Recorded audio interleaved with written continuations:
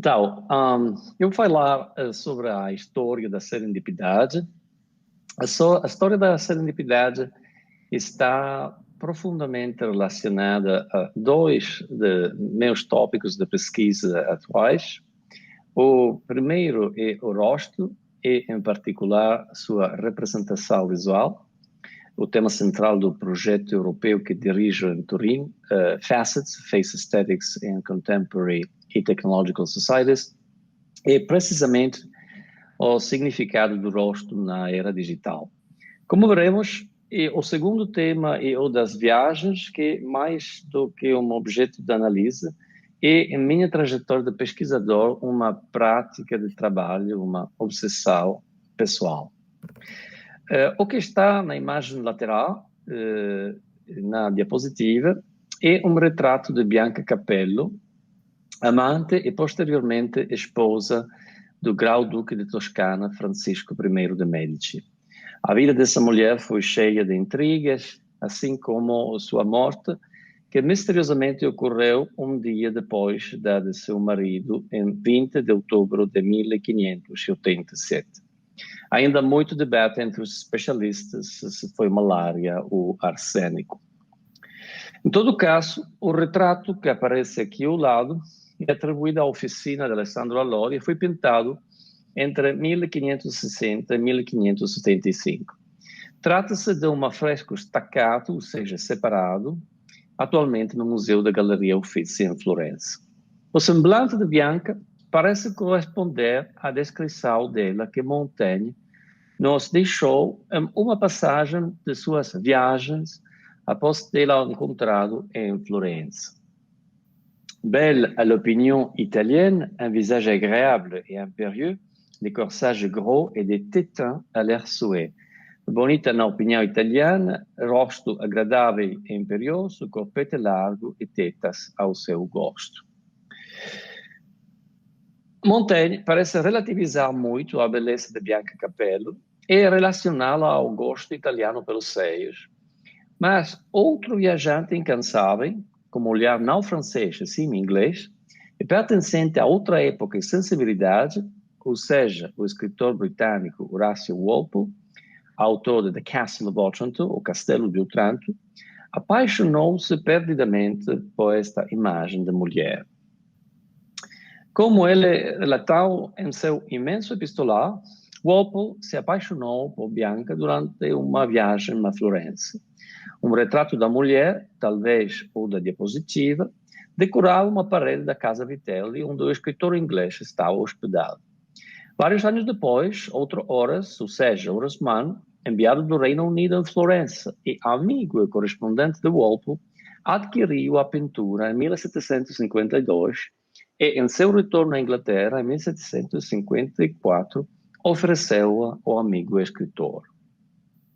Em uma carta enviada a Horace Mann, em 28 de janeiro de 1754, Walpole escreve sobre a chegada do retrato em sua casa como se fosse a de uma esposa. To Sir Horace Mann, Arlington Street, January 28, 1754. Her Serene Highness, the Great Duchess Bianca Capello, is arrived safe at a palace lately taken for her in Arlington Street. She has been much visited by the quality and gentry, and pleases universally by the graces of her person and comeliness of her deportment. Sua Alteza Serena, a Grande Duquesa Bianca Capello, chegou em segurança a um palácio que foi adquirido recentemente para ela na rua Arlington. Ela tem sido muito visitada pelos notáveis e nobres e ela agrada universalmente pelas graças de sua pessoa e pela beleza de seu porte.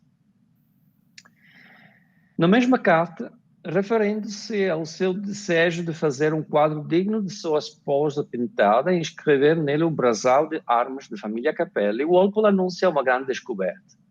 Num livro veneciano de heráldica, ela encontrou não um, mas dois brasões de armas, um contendo um chapéu e o outro como chapéu ao lado de um lírio. Walpole explica essa diferença como uma concessão do Grão-Duque da Toscana.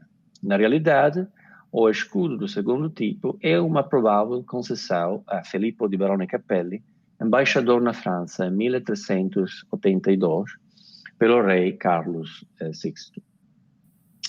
E precisamente nesse contexto, quando ele fala de como, apaixonado por uma pintura, encontrou o escudo perfeito para enquadrar a imagem, que Walpole inventou, nesta carta de 1754, a palavra inglesa serendipity. Esta palavra, então, indica, desde sua primeira aparição, uma descoberta inesperada promovida por uma paixão relacionada a um simulacro visual. Mas desde a primeira criação desse neologismo, sua aparência também está inseparavelmente relacionada à ideia de viagem. Walpole explica a Horace Mann o sentido do neologismo que o escritor inglês acaba de criar como referência a um livro de literatura de viagem fantástica. Uma vez li um conto de fadas bobo chamado Os Três Príncipes de Serendip. Como suas altezas viajavam, elas estavam sempre descobrindo, por acaso e sagacidade, coisas que elas não estavam procurando. Em 1557, uma impressora veneziana chamada Tramezzino publicou um pequeno volume de contos orientais chamado Peregrinaggio di tre figlioli del re di Serendippo. A folha de rosto do livro anunciava que ele havia sido traduzido do persa para o italiano por Cristóforo Armeno. Este livreto, uma descrição das viagens e das aventuras dos três príncipes de Serendip, tornou-se muito popular. Foi reeditado em sucessivas edições na Itália, logo foi traduzido para o alemão e foi reescrito e imitado várias vezes na França, embora nunca traduzido corretamente lá. Uma das adaptações francesas do livro, feita por um chevalier de Mailly, foi mais tarde traduzida em vários idiomas europeus, incluindo o inglês. O volume de Chevalier de Mailly, Le Voyage des Aventures des Trois Princes de Serendip, apareceu pela primeira vez em Paris em 1719 e foi reimpresso em Amsterdã em 1721. Foi reimpresso novamente em Paris e Amsterdã em 1788, em uma antologia chamada Voyage Imaginaire, editada por Garnier. A edição em inglês, intitulada The Travels and Adventures of the Three Princes of Serendip, foi publicada em Londres por William Chatwood em 1722. Horace Walpole, quando ainda era uma criança, leu o livro de Mailly e foi uma lembrança disso que o levou, anos depois, a cunhar a palavra serendipity. Horace Walpole usou esta palavra pela primeira vez em uma carta de 28 de janeiro de 1754, escrita para seu amigo Horace Mann, o britânico residente em Florença. Na carta, ele explicou-a no sentido de sagacidade acidental, uma qualidade desfrutada pelos três príncipes que, como ele apontou, estavam sempre fazendo descobertas por acidentes e sagacidade de coisas que não buscavam. E acrescentou, nenhuma descoberta de uma coisa que se está procurando cai nesta descrição. A palavra inglesa serendipity se espalhou pelo mundo e, às vezes, foi adaptada às línguas locais. Também em português existem as duas variantes serendipismo, menos difundida, e serendipidade, mais comuns, embora muitos autores prefiram usar o termo original em inglês. Aqui está uma breve reflexão de um autor brasileiro sobre o assunto.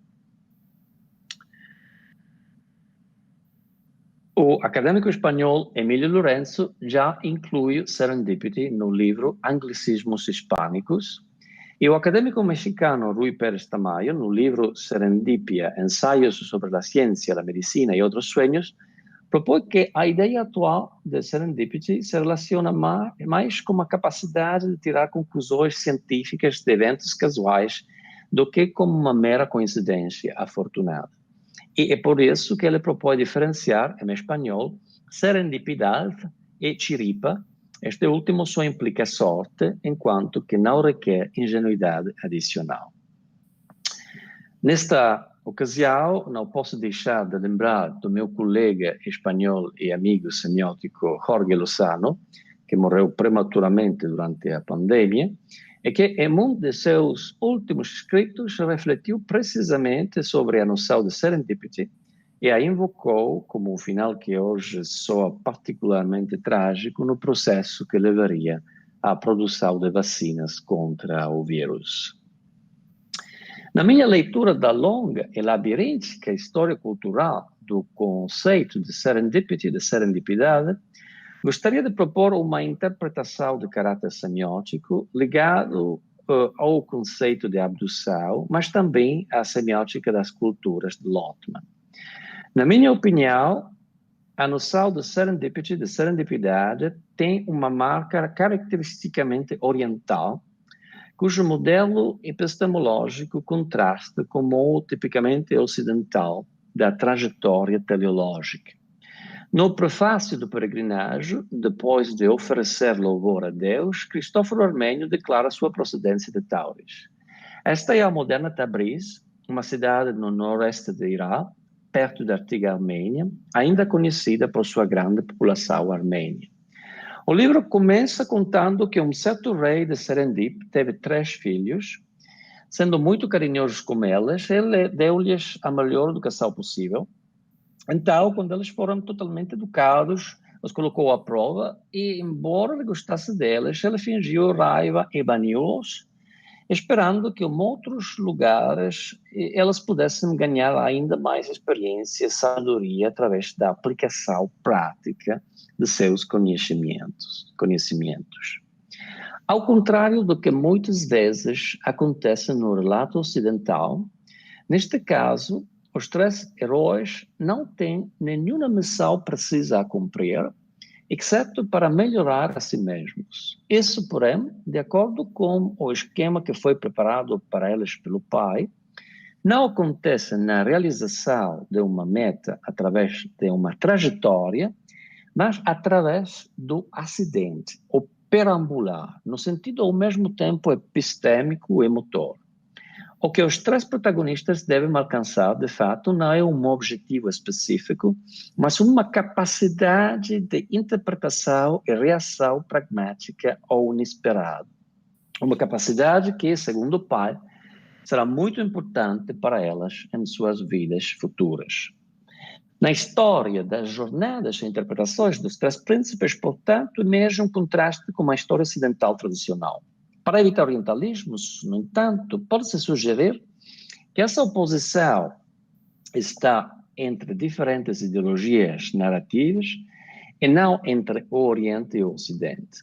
Por um lado, no Ocidente prevalece uma história da performance, da trajetória, da obtenção do objeto pelo sujeito, uma história em que cada evento inesperado é apenas um obstáculo a ser superado para a realização do objetivo final.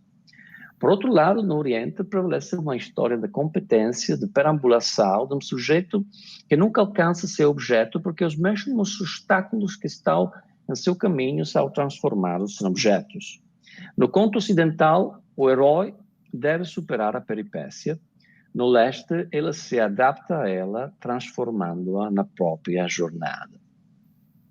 Essas 2 ideologias de narrativa, evidentemente também relacionadas a 2 ideologias existenciais opostas, uma da conquista do mundo pelo sujeito, outra de adaptação do sujeito ao mundo, semelhante ao ajuste semiótico de Landowski, dá um peso diferente aos sinais e aos diferentes modos de sua interpretação.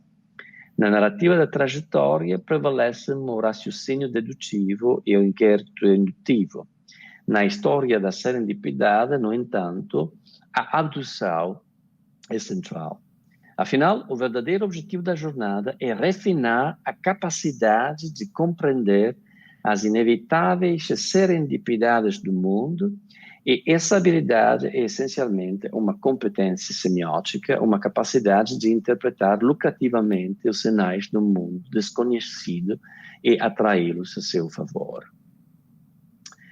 A filosofia moderna percebe que na história dos três príncipes está escondido um novo modelo cognitivo que talvez mais do que o ocidental clássico se adapta às novas condições epistemológicas do mundo moderno e ainda mais aos do mundo pós-moderno, em que uma complexidade cada vez mais explosiva torna a ideia de uma trajetória dedutiva inviável.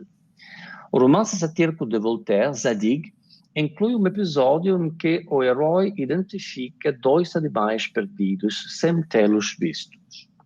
Estudiosos mostraram que a capacidade abdutiva narrada por Voltaire tem sua fonte indireta na história dos príncipes de Serendip. William Hauff se baseou diretamente em Voltaire para seu conto sobre Abner, der Jude, der nichts gesehen hat. Hauff menciona os mesmos dois animais que Zadig havia identificado, um garanhão e um morador.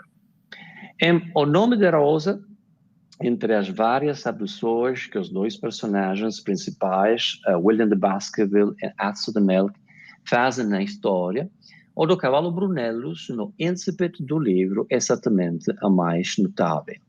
O modelo para o episódio de Brunellus encontra-se no terceiro capítulo de Zadig de Voltaire, no qual Zadig abduz algumas das características do cavalo do rei procurado por oficiais reais sem tê-lo visto. O episódio de Zadig é analisado por Eco em Horns, Hooves and Insteps, Some Hypotheses on Three Types of Abduction, que é um estudo clássico sobre o modelo inferencial, que é o modelo típico da serendipidade. O livro Jornadas e Aventuras de Serendipity, Viaggi e Avventure della Serendipity, de Robert Merton e Eleanor Barber, reconstrói em detalhes a história do termo e do conceito de serendipity. O livro em si é um caso de serendipidade, uma vez que foi publicado primeiro na tradução italiana e apenas muitos anos depois no inglês original. Atualmente, o conceito de serendipidade encontra aplicação em muitas áreas. Nos últimos anos, estabeleceu-se sobretudo em relação à gastromania.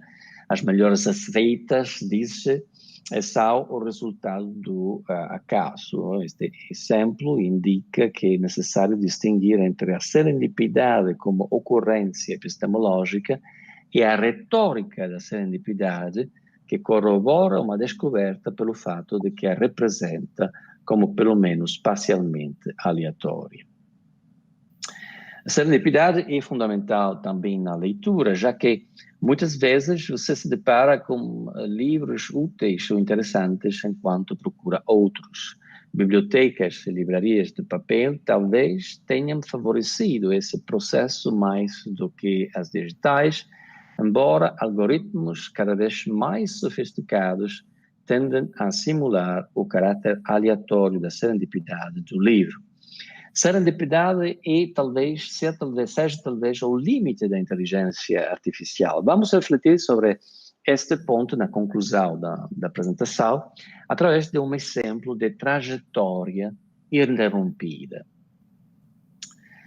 Em junho de 2021, o navio de inteligência artificial Mayflower, planejado para cruzar o Oceano Atlântico de Plymouth, no Reino Unido, para Plymouth, nos Estados Unidos, exatamente como o navio liderado por humanos Mayflower havia feito 400 anos antes, com sua tripulação de cerca de 100 peregrinos, teve que interromper sua jornada destinada a explorar as oportunidades de inteligência artificial para a navegação automática e para a coleta de amostras oceanográficas e teve que voltar para o porto de partida. O navio era equipado com 6 câmeras equipadas com inteligência artificial e uma língua inteligente capaz de amostrar e analisar materiais orgânicos das águas do mar. Construído pela empresa de navegação Promare, o novo Mayflower era equipado com um radar e conectado a um serviço web de previsão meteorológica controlado pela IBM, que fornecia dados constantemente atualizados para a navegação. Os gerentes do projeto ainda não descobriram o que impediu a viagem, mas provavelmente foi uma pequena falha mecânica que não poderia ser reparada sem intervenção humana. O incômodo reduziu a velocidade de navegação ao nível que os técnicos humanos que monitoravam o curso de Mayflower julgaram ser perigosamente baixo, já que o navio estava prestes a se aventurar a mar aberto e enfrentar ventos mais fortes, as correntes do Golfo do México e algumas tempestades. Apesar de ser muito mais tecnologicamente avançado do que seu antecessor 400 anos antes, um navio feito de madeira, muito mais pesado, muito mais lento, com muitos passageiros a bordo, o novo Mayflower não conseguiu cumprir em sua jornada. Este é apenas um episódio na épica da navegação da inteligência artificial, que, por sua vez, faz parte da história ainda mais longa do transporte da inteligência artificial. E minha conclusão é que a inteligência artificial foi projetada, acima de tudo, de acordo com o modelo narrativo da trajetória. É por essa razão que a inteligência artificial pode facilmente ganhar qualquer jogo de xadrez como um humano, mas não pode dirigir um carro, pelo menos por enquanto. De fato, aplicar lógica dedutiva ou indutiva a sistemas extremamente complexos pode ser incapacitante. A semiótica, que herda a sabedoria da serendipidade oriental através do filtro da filosofia moderna de Voltaire, Peirce, Eco, entre outros, pode desempenhar um papel fundamental no redesenho da inteligência artificial contemporânea, que necessariamente terá que ser serendípica, uma inteligência artificial da serendipidade para enfrentar os desafios de sistemas complexos. Talvez, um dia, o barco equipado com inteligência artificial Mayflower, preso no oceano aberto por uma falha mecânica que não pode ser reparada, não decida voltar, mas, mudando de curso devido ao acidente, descobrirá uma terra nova. Muito obrigado pela sua atenção. Nós é que agradecemos, professor Máximo Leone. Novamente aí uma fala espetacular para a gente. Estava até surpreso aqui, pensando, imaginando, fantasiando se você e o Prof. Winfried teriam combinado, né, alguma coisa, na medida em que há inúmeros momentos de aproximação na fala de vocês, ainda que cada uma siga por um caminho, por uma trajetória. É difícil passar por quase uma hora de falas tão ricas e tão inspiradoras e ter que escolher um ponto para uma pergunta. Passei essa uma hora fazendo isso e vou então ousar aqui pensar uma pergunta que vai mais ou menos no seguinte sentido para os dois pesquisadores. Me inspirando um pouco no que o Máximo acabou de falar, né, essa questão aí de duas visões, uma visão oriental e uma visão ocidental sobre a serendipidade, e sendo, então, eu gostaria de transpor, né, essa relação Oriente-Ocidente para uma Europa e América Latina. Então, considerando que nós, aqui da América Latina, né, somos uma sociedade de cultura talvez predominantemente abdutiva, no sentido de que a nossa vida consiste, em larga medida, em fazer interpretações lucrativas do inesperado e do desconhecido, eu queria saber, então, e a própria noção de América, né, ligada à descoberta do inesperado, como você terminou dizendo, Máximo, eu gostaria de saber, então, como vocês dois, né, dois intelectuais da semiótica, dois intelectuais europeus, porém, com grande afinidade com o contexto brasileiro, como vocês enxergam, então, a trajetória da semiótica geral no contexto latino-americano? Né? Na opinião de vocês, quais teriam sido ou quais são as principais contribuições da semiótica praticada aqui no contexto latino-americano para a semiótica geral, isso em aspectos teóricos, metodológicos, de objetos ou qualquer outro que interesse a vocês? Muito obrigado mais uma vez e gostaria de ouvi-los.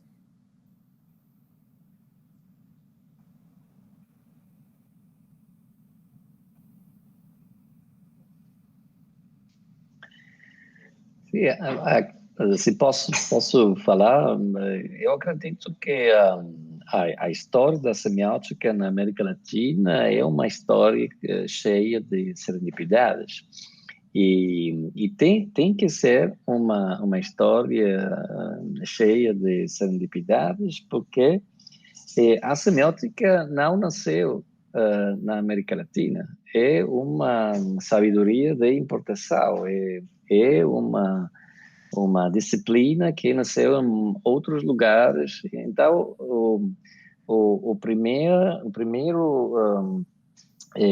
a primeira característica da semiótica na América Latina é que necessariamente tem que ser uma semiótica que encontra outras tradições, outras culturas, que não são as culturas e as tradições e as ideologias que produziram a semiótica na sua trajetória original.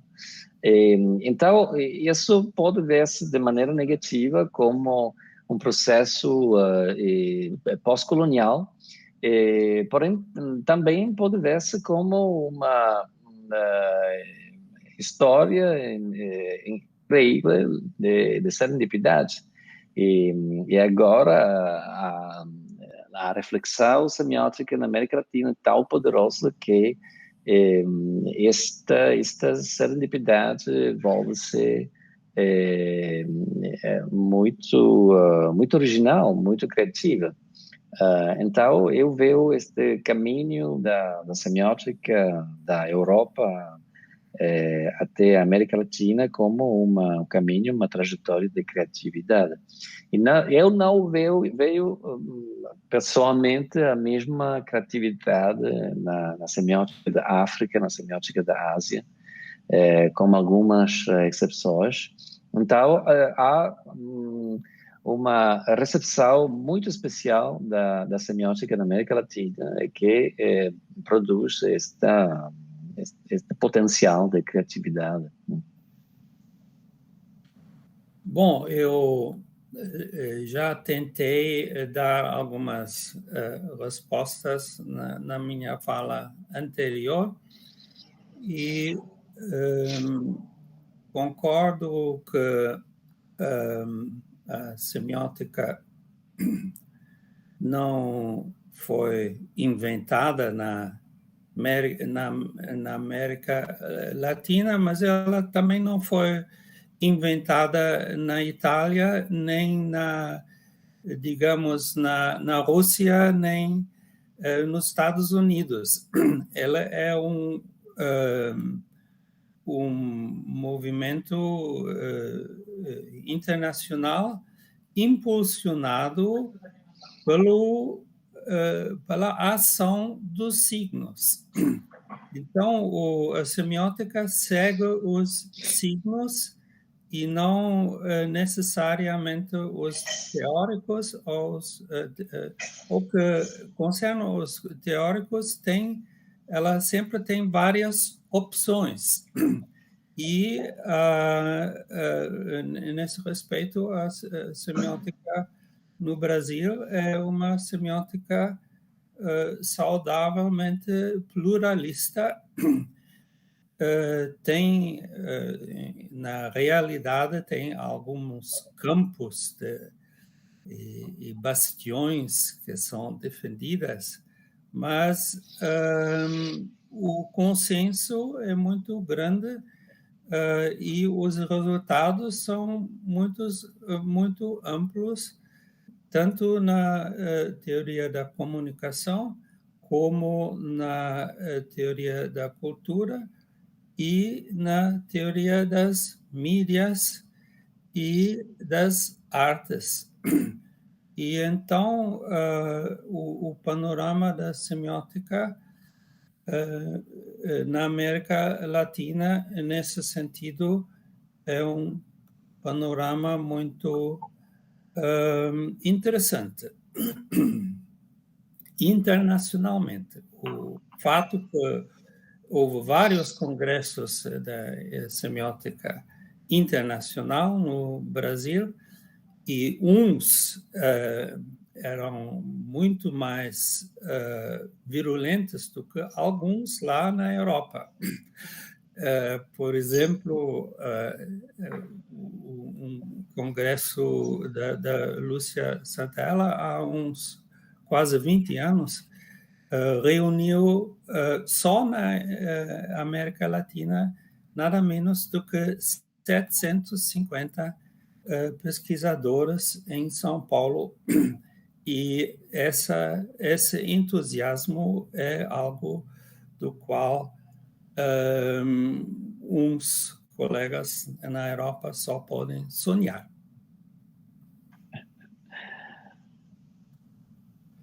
Muito obrigado, muito obrigado. Eu vou aproveitar, então, esse fim da sua fala, Winfried, e vou emendar com uma outra pergunta, uma contribuição da professora Clotilde, que ela pergunta primeiro a você, mas depois também ao Máximo, e começando com você, Winfried, porque você vem formando muitos semioticistas aqui no Brasil já há bastante tempo. Então, como você, nessa figura específica de professor dentro de uma universidade, formando pesquisadores brasileiros em semiótica, como vocês enxergam, como você e o professor Máximo enxergam o futuro da semiótica no contexto latino-americano? Para onde ela vai? Né? Qual seria, então, esse destino da semiótica no contexto latino-americano, na percepção de vocês? Winfried, como professor aqui no Brasil já há bastante tempo, e Máximo acompanhando isso na perspectiva dos congressos, ou dos encontros, ou das produções, esse caminho de aproximação com o Brasil.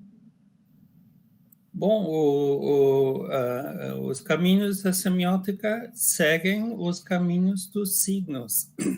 E os signos se desenvolvem em muitas direções. E no programa onde eu trabalho, estamos na frente com alguns desenvolvimentos muito novos. O Máximo falou sobre a inteligência artificial, mas aqui também se fala sobre isso com um pouco mais de convicção semiótica do que a interpretação do Máximo. Quer dizer, essa é uma área de muitas promessas de resultados ainda não previsíveis. E o interpretante final a esse respeito está longíssimo a ser enxergado.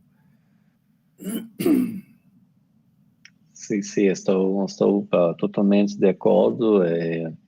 E a semiótica pode jogar um papel fundamental na reflexão sobre a inteligência artificial e acredito que somente a semiótica pode reflexionar de maneira inovadora sobre a inteligência artificial e sobre a ideologia da inteligência artificial e a retórica da inteligência artificial e talvez em cooperação com engenheiros e técnicos e expertos projetar uma nova inteligência artificial, uma inteligência artificial que não seja dominada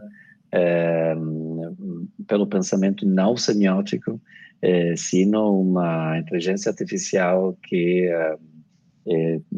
tinha o signo como seu fundamento, ou a dinâmica da semiose como fundamento da inteligência artificial. E acredito que na América Latina há essa capacidade, e talvez especialmente no Brasil, de aplicar a semiótica às questões aos problemas, os mais atuais da ciência contemporânea, da sociedade contemporânea. A semiótica da América Latina é muito está sempre muito relacionada à atualidade. Isso não sempre é verdade na Europa. A semiótica europeia pode perder-se um pouco nos debates acadêmicos, nos debates teóricos, e perder um pouco a relação com a sociedade, os desenvolvimentos sociais, o papel da tecnologia nas sociedades contemporâneas. E eu sigo muito os pensadores, os pesquisadores, as pesquisadoras do Brasil, Lúcia Santaella, né, Clotilde Pérez e outras. E há esta capacidade de, em italiano, diz-se stare sul pezzo, ou seja, ser sempre em relação com a atualidade, que é uma capacidade incrível, né? É muito difícil fazê-lo, é como uma reflexão semiótica profunda. Há muitos pesquisadores no Brasil, na América Latina, que têm esta capacidade. Uma capacidade que necessita muito trabalho, muito trabalho. Muito bom, obrigado aos dois novamente. E o bom é que as respostas e as perguntas vão se encadeando, né? Então, imagino que ao ouvir as respostas, as pessoas vão mandando perguntas e elas vão se encadeando. Antes de fazer a próxima pergunta, queria destacar aqui o comentário da professora Luciana Souza, minha querida colega lá na Uniso, dizendo: belíssimas apresentações, ambas contemplam com maestria a gênese e a trajetória de conceitos. Parabéns, diz a Luciana.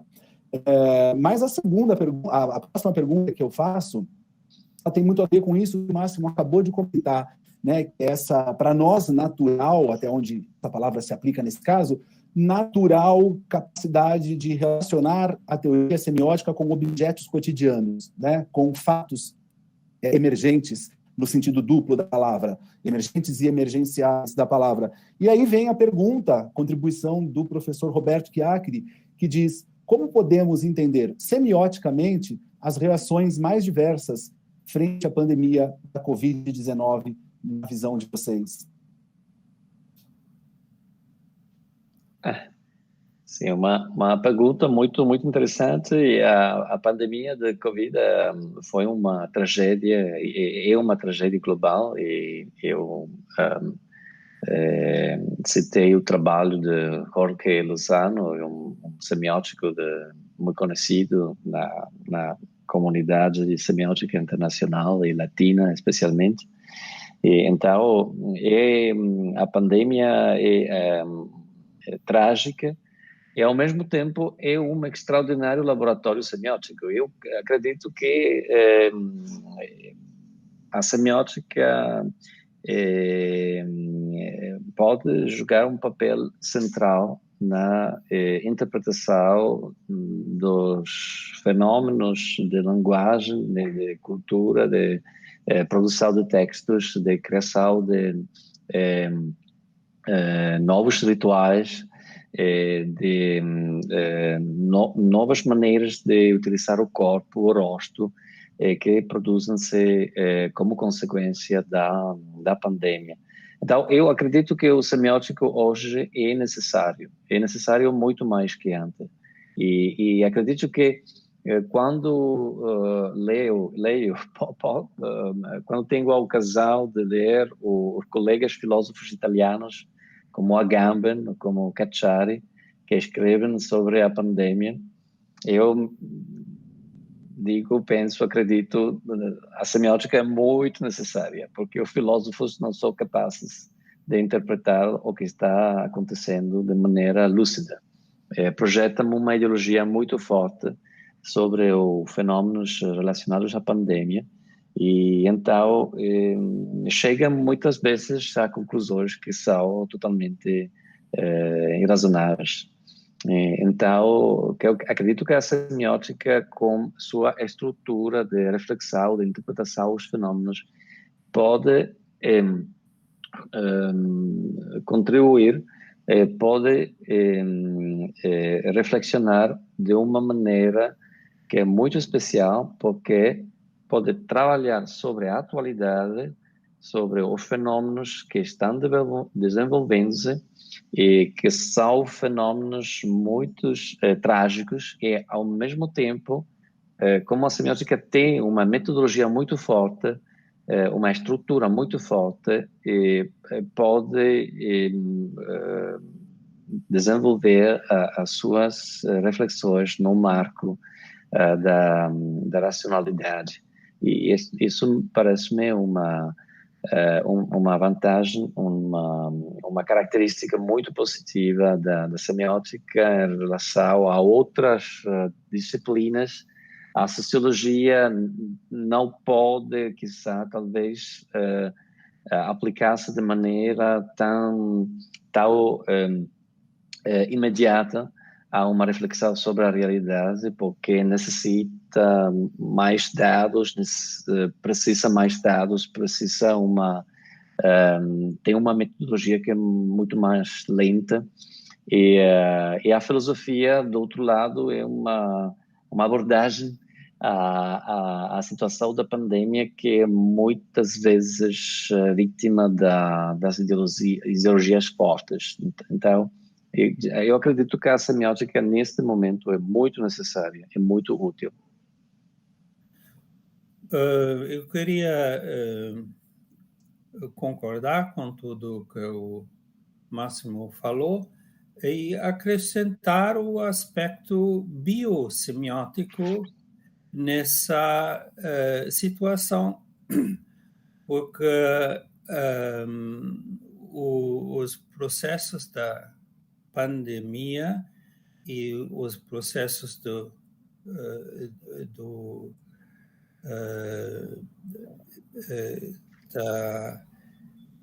contágio com os vírus é um processo semiótico, mas, ao mesmo tempo, ele nos faz e obriga a repensar os fundamentos da semiótica, porque a biosemiótica, na tradição de Thomas Sebeok, e também em parte da biosemiótica de Tartu, defendia a tese de que os vírus, a semiose começa com a vida. A vida é um processo semiótico. Mas os biólogos, ou alguns biólogos, nos contam, dizem, ensinam que os vírus não são seres vivos, não têm vida. Então, como é que eles podem ser tão sucedidos nos processos da pandemia e do contágio? Eu tenho um diálogo sobre isso, sobre a semiose como processo no vírus Covid, com Khalib Kuhl, na nossa revista, que eu posso recomendar, do qual eu posso recomendar a leitura. Virus Semiosis. Então, a semiótica tem respostas e, ao mesmo tempo, ela é obrigado pelos processos reais, pela realidade, de repensar os seus fundamentos. Muito obrigado, Winfried, muito obrigado, Máximo. Eu acho que assuntos não faltariam, né? Me ocorreram aqui umas outras ideias, mas como a gente espera que a gente possa estar novamente em contato em breve, em eventos, de preferência pessoalmente, a gente continua discutindo eles. Me interessou aqui particularmente a relação deste devir incerto, né, que caracteriza a vida no mundo de uma forma geral e no Brasil hoje em dia de forma talvez um pouco mais intensa, talvez por estarmos aqui, e relação disso com a noção, por exemplo, do crescimento da razoabilidade concreta, né? Ou seja, como conciliar essas duas ideias, por exemplo. Mas, enfim, são perguntas que ficam para mim, para um próximo evento. Eu queria terminar, antes de agradecer a presença de vocês, chamar a todos para o nosso próximo evento, para a nossa próxima edição aqui do projeto Caminhos da Semiótica no Brasil e na América Latina, que vai acontecer no dia 15 de setembro, e que a gente vai ter, então, a presença da já citada hoje, em mais uma dessas grandes e felizes coincidências, com a Norma Tasca e o Oscar Cesarotto, né, em que nós vamos ter o tema, então, da semiótica e psicanálise. Já fica o convite para todos. E, então, se eu não me esqueço de mais nada, agradecer primeiramente ao convite por estar aqui, mas efetivamente, principalmente, a presença ilustríssima, no sentido pleno da palavra, do professor Máximo Leone e do professor Winfried Noff, a quem eu agradeço mais uma vez. Muito obrigado, abraço a todos, uma boa tarde. Muito obrigado a você, é um prazer. Somos nós que agradecemos por essa oportunidade de diálogo entre as posições semióticas globais.